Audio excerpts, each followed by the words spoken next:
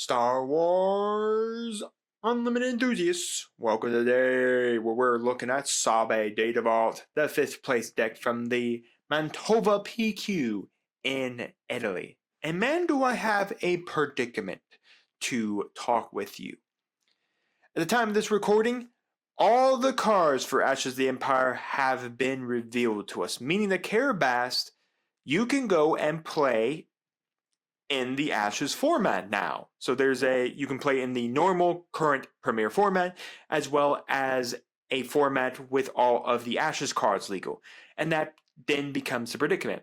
Most people are going to be playing in the Ashes format to test decks, test theories, and theorycraft for the upcoming season, in which the Galactic Championship will be played in the Ashes format, where we are still looking at a deck that's currently in the Law format. So which deck should we look at? Should we look at a deck from Law, or should we look at a deck from Ashes? So I've decided that we're going to look at a deck from Law today, and next week we're going to look at a deck from Ashes. I really do want to start looking at both, because there's no reason for us right now to continue to look at decks from Law. We can continue to look at decks from Law, but there really isn't like a major reason.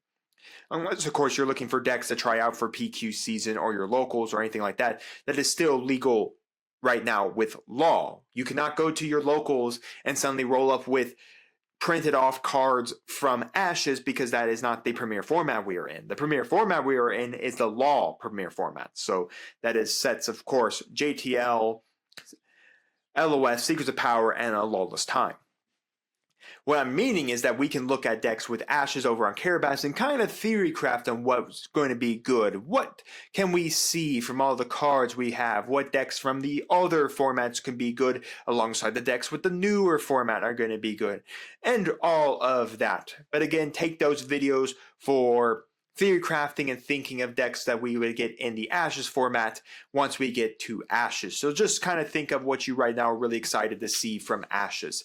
So, without further ado, let's discuss our deck today. Sabe was one of those leaders we got from Secrets of Power. That was a really fun leader that says, when a friendly unit deals combat damage to a base, you may exhaust the leader. If you do, look at the top 2 cards of the defending player's deck and discard one of those cards, meaning that you can sculpt exactly at least one card your opponent's going to draw that turn. Meaning you can have public knowledge of one card your opponent has drawn for the turn while you don't know what the second one is. That allows you to sculpt your opponent's deck, as well as removing pragmatic cards like aggressive negotiations, big cost things, stuff that you know 100% your opponent needs at certain points of time. She flips on 5 and with a 3/6, and on attack, you may look at your opponent's hand and discard a card from it, and then they draw 1 card. Meaning that at that point, in the beginning, we sculpt their deck. In the finishing, we sculpt their hand, meaning that we are allowed to start picking out cards we do not want our opponent to have in their hand. Well, yes, they get to draw 1, they lose access to the card that they originally wanted. So they could technically draw into a bad card or a good card, either way, but it allows us to sculpt the deck and the hand, allowing us to rip out the really good stuff and allowing us to plan our next attack based on what they have. There's a reason why a lot of people complain about hand knowledge the most in card games, especially consider Yu-Gi-Oh! Right now with Cool Tunes. People really do not like Cool Tunes because they look at your opponent's hand and are able to sculpt your opponent's deck and hand, which people don't like. Again, hand knowledge is very important because that does allow you to start figuring out your plays on what you want to do against your opponent. We are running, the person here was running Data Vault, so that we do have a 60 card deck. So interesting to see a 60 card Sabe list. So without further ado, let's jump into the deck. We have double BD1 with hidden, and when played, choose another friendly unit. That unit in play, the chosen unit gets, as long as BD1 is in play, it gets +1 and Saboteur. Kind of a nice thing to pump up with Sabe. Triple Canyon Front Runner on attack. If no other units have attacked this phase, you may give -2 to a unit. -2 attack to a unit this phase, which is really nice. So if you can set this up as our first thing we have, and we have initiative, and our opponent only has a unit with 2 attack points, we can go swing Canyon Frontrunner, give -2 to that unit, and then basically shut off our opponent from attacking that turn. It's a really nice card to play very early in the game. Triple Jyn Erso, when played, either give an experience token to a unit or exhaust a unit. Triple Captain Typho with Sentinel, and then when attacked, you may disclose green-white, and if you do, heal 1 damage from your base. 1 Poe Dameron. We always want to be playing him for his ground effect of when played as a unit, create an X-Wing token, and may attach this unit as an upgrade to a friendly vehicle without a pilot on it. You can attach cheaper for the piloting cost if need be, but I really like playing him as a unit because then I can just slip him under a ship, under a guy as a pilot, and create a free X-Wing. Triple Chewbacca. We really are now going to play him as a unit. We really care about him piloting. We can pilot him for 3 green-white. Attached unit gains, or technically just for 3. Attached unit gains cannot defeat or return to hand by enemy card abilities. Triple Han Solo, piloting for 2. When played as an upgrade, you may attack with attached unit. If it's a Falcon, it deals combat damage for the defender, so it gains first strike. And then finally, double Rose Tico. If you control a non-unique unit, this unit enters play ready. So as long as you control a non-unique unit, she can come in readied. And you can see there's not much in the way of unique units, as we will move into space with triple Emissary Stealthipede. When defeated, each opponent may ready a resource. Triple N1 Starfighter. Triple Phoenix Squadron A-Wing. Triple Blue Leader with Ambush, and then when played, you may pay 2. If you do, move this unit to the ground unit and give it 2 experience token. As a reminder, I will remind you every single time, especially for new players who are just joining into the channel or just checking out Star Wars Land for the first time. When you use this, if your opponent has no space units, you do not have to burn the ambush trigger. If you have the 5 necessary resources, or you played this on your 5th resource, you may bring this down to the ground, paying its 2, give it 2 experience tokens, and then trigger its ambush. You may choose how you do the effects on the card, however you want to do them. So you technically could ambush into one of your opponent's space units and then drag it down to the ground and give it the extra 2 experience tokens. Or you can drag it down to the ground and then ambush into something. Double Ebon Hawk, we only care about the heroic aspect of when you disclose heroic, you get +2 on the attack. Triple Millennium Falcon, where you may deploy 2 pilots on this unit, and it gets +1 for each pilot on it. Double Falcon, Millennium Falcon, this is the one from Law. On attack, you may give a space unit -2/-2 for the phase, and you may give a ground unit +2/+2 for the phase. So you can give an enemy space unit -2, and then you may give one of your ground units +2. Triple Stolen AT Hauler, when defeated, choose an opponent. For this phase, you may play this unit from its owner's discard pile for free. This works both ways, so if your opponent kills it and steals it, and then you kill it, you get to play it for free. This works both ways. It's a constant loop until someone forgets to play it. Double Blue Ace with Ambush and an on-attack, ready and exhaust enemy unit. We may have to trigger that on-attack ability, but the best thing to do with this is if you have the initiative, go ambush, kill something in your opponent. They do not get to restand, and if you have the initiative again, this is your first swing to either attack the base or attack one of your opponent's units. Again, making sure the on-attack trigger does not matter. So when you ever use Swing Blue Ace, ensure 100% that you're okay with that attack trigger. Because if your opponent does have a guy, they can restand. They 100% have to restand it, because that is not a you may restand. That is a you must restand. So just be cautious when you swing it while they have an exhausted unit, that you're okay with what they are going to restand with. Otherwise, take the initiative and then trigger this, then attack with this unit. Double Blockade Runner, Rebel Blockade Runner with Abattoir, and then finally double Black Squadron Scout Wing. And when you play an upgrade on this unit, you may attack with this unit, gets +1/+0 for the attack. We're playing for events triple out of aspect aggressive negotiations, because this is still just the most powerful card to play around with. We may have to pay 5 for it, but it's still just very, very powerful, because if we can get enough cards in our hand, we can just win out the game with it. Triple Beguile. Look at your opponent's hand, then choose a non-leader unit your opponent controls with 6 or less and return it to its owner's hand, again allowing you to sculpt it. And then we could go Beguile to then spin something back, and then we can go Sabe to rip that card out of their hand. And then finally, double Bog Down Procedure, exhaust a unit, but if we disclose yellow, we may exhaust 2 units. For upgrades, we have double Ascension Cable. The unit we cannot attach to an upgrade unit, and the attached unit gains Saboteur. And finally, double Moral Authority. We can only attach to unique unit. When played, attached unit captures an enemy non-leader unit with less remaining HP than it. So if we attach to Sabe, we can only grab 5 or less remaining HP enemy non-leader units. For the sideboard the player was using, they had double Junior Senator. When played, you may defeat an upgrade that costs 3 or less to his owner's hand. So basically, this is not going to get rid of JTL leader cards at all, but it does allow us to remove experience and shield tokens and minor little upgrades as well. One more blue ace. Triple Commandeer, take control of a non-leader vehicle unit that costs 6 or less without a pilot on it. If you do, ready it, and at the start of the next regroup phase, return that unit's owner's hand. This is really nice to steal on Boba, specifically on Boba or Luke Skywalker, when they're trying to set up their vehicles in space. You can just steal them, swing with them, and then bounce them back to your opponent's hand, and then they have to reset them up again. So it's kind of a really nice card to do with that. Double Queen Amidala, when played to create 2 spy tokens, and then when damage would be dealt to this unit, you may deal damage to a friendly that shares a trait with this unit. Typically, that will be an official, because we're typically going to kill the spy tokens with her.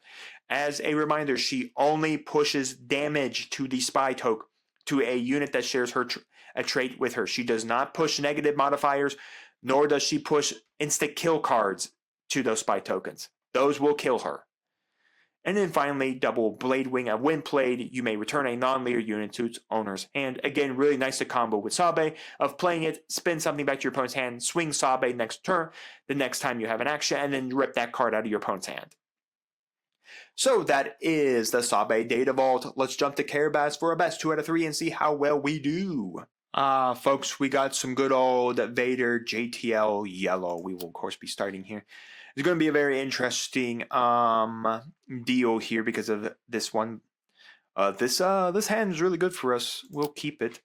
And we have a couple of really good starts here. We're going to put the Stealthipede away. We can keep the Chewie here, and we're going to put the Typho away. Again, this is a very space-heavy strategy. There's going to be very little ground presence at all in this strategy, unless randomly this is a different person playing a ground-heavy vehicle Vader, because again, he just cares about vehicles. Doesn't care where the vehicle is. He doesn't care if it's a ground vehicle or a space vehicle.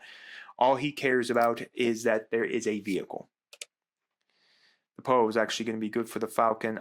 We could put this one away. We could technically ambush in Blue Leader and kill one of these, but we're just going to put a big fat Chewie on the board here. The Screeching TIE Fighter really is not a care to me. Neither of these guys have keywords.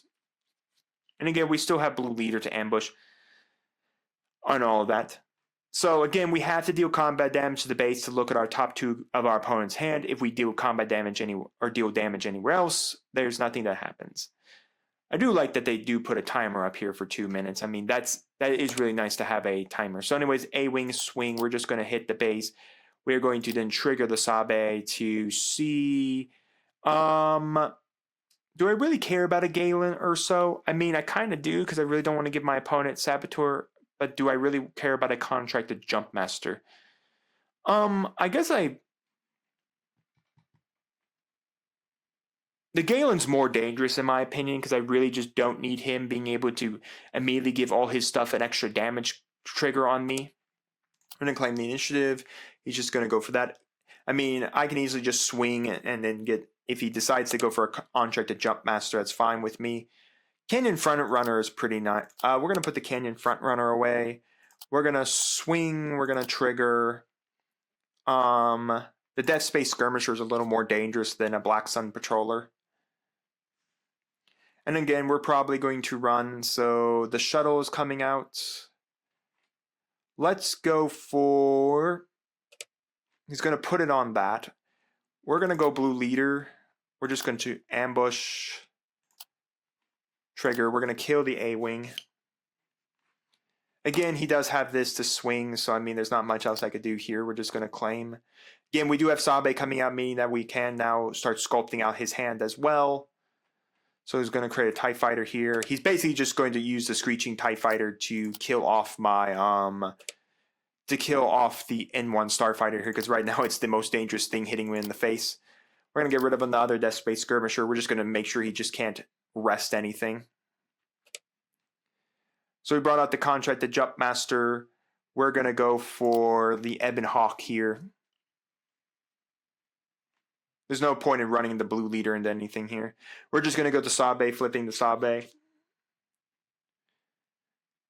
I'm not really afraid of that because I do have ways to get rid of it. We're going to deploy Sabe. We do need to be cautious. The Vader does have the ability to come out this turn, next turn as well, so it does have the ability to be a massive nuisance. We technically could do Poe Dameron here, and then that would give us the extra. But the Ebon Hawk just got killed over. Okay, so we just knocked out the Hawk. We can swing the Sabe. We can go for... We'll go for the Beguile. The Beguile, whatever it is. We're going to go for a Canyon Front Runner. We're going to claim the initiative.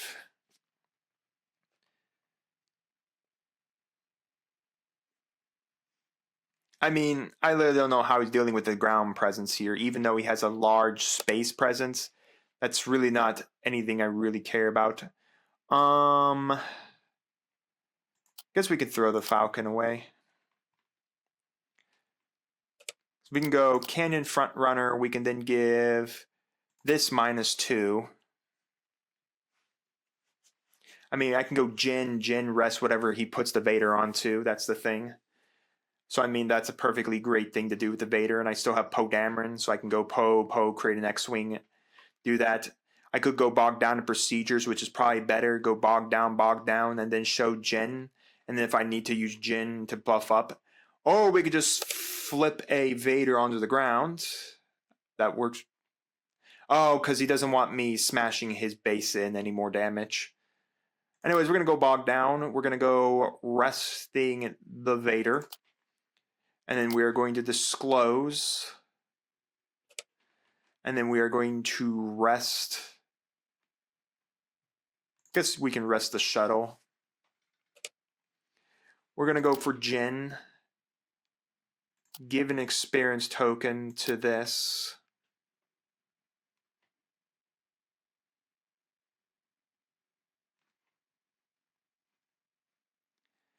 All right, so yeah, now there's a Victor leader flying out in space now. So he's just going to claim. I'm going to hit that. There's no point. We're just going to pass. We're going to skip resourcing this turn. Snub Fighter will rest Sabe. We'll hit the base. This is the first thing to attack, by the way, as well. So we're just going to... Victor leader's not going to have any more attack.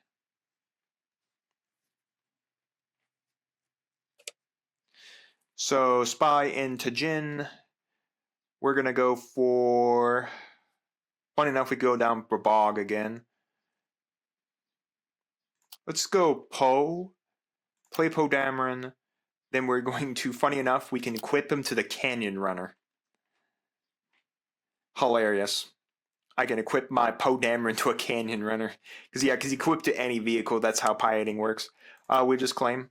I mean, this does not kill me. These do. It's close.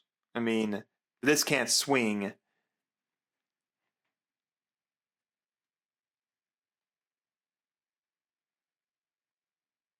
Man, it really was close. The fact of the matter that he did the Snub Fighter first, because the fact of the matter, he's almost had it. Oh, good. Look, everybody. Triple Beguile. Skip resourcing. Swing for the game. Give the -2. We're going to game 2.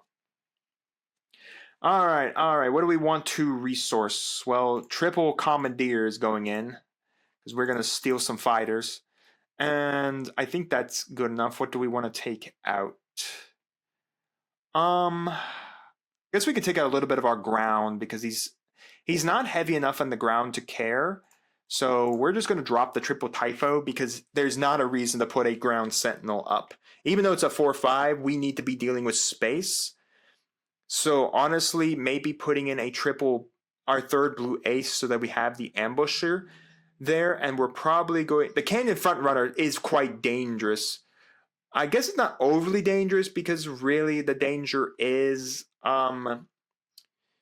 So we're going to drop BD1 down to a 1-of there, and I think we're good from that point. Because Canyon Frontrunner can still be a nuisance on the ground at 3 damage and can still do -2 to a lot of his stuff.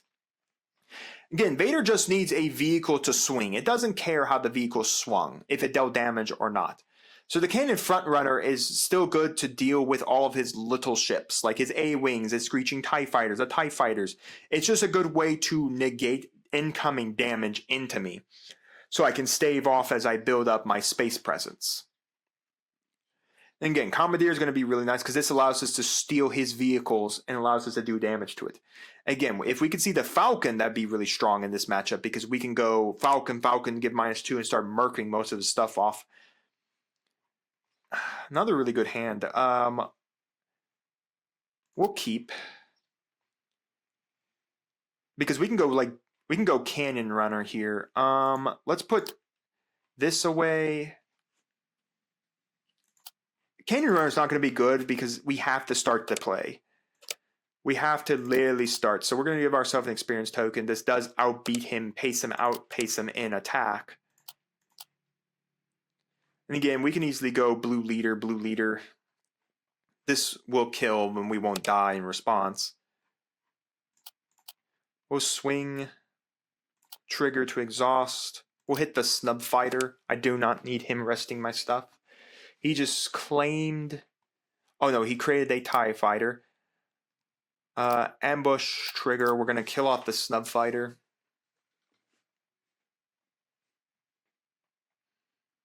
Again, we have they claim the ability to go for blue ace next turn, and we can blue ace his thing. Let's put away the stolen AT hauler. Now, right now, remember, we do not have the ability for Rose to come out standing because we do not control a non-unique unit right now. Trigger, we can kill this. Again, the best way to control this Vader, keep him off non-token vehicles. So keep him off vehicles that are tokens. So as long as he's on tokens, it doesn't matter. That is perfectly fine. And like I said, he's such a heavy presence in space. Just keeping one ground guy on the ground is enough to sometimes really deal with his board. Yeah, we can get rid of a Victor leader. Just make sure he should be playing 3 of these by all means, and we can easily just claim the initiative here, okay? We can easily claim. He doesn't swing it with a fighter, so he can't create an X-Wing.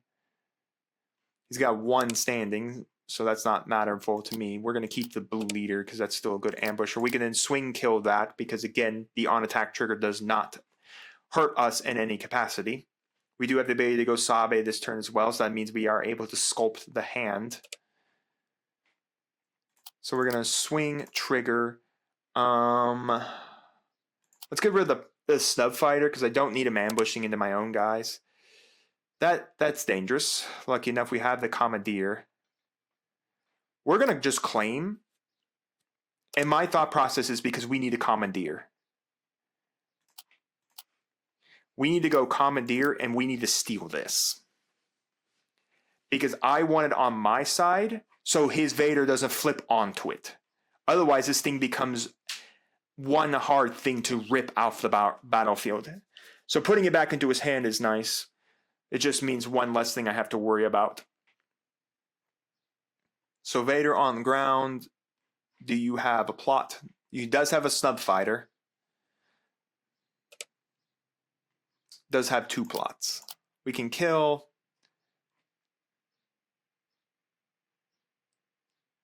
Again, we're not going to swing the blue ace here because we're not going to give him the ability to restand a guy.